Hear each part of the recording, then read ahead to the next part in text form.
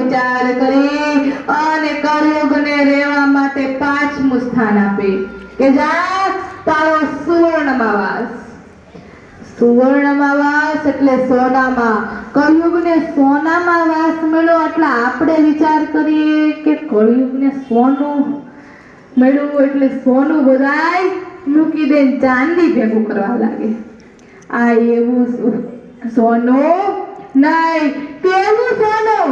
આ ધર્મને અનિતિની સંપત્તિના કળયુગનો વાસ.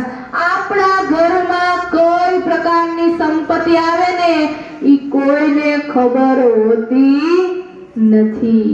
અધર્મ અને અનિતિ સંપત્તિ કોઈનો અંતરાત્મા દુભાઈને જો સંપત્તિ ઘરમાં આવે ને તો ત્યાં વાલા લડાઈ ઝઘડા જ થાય.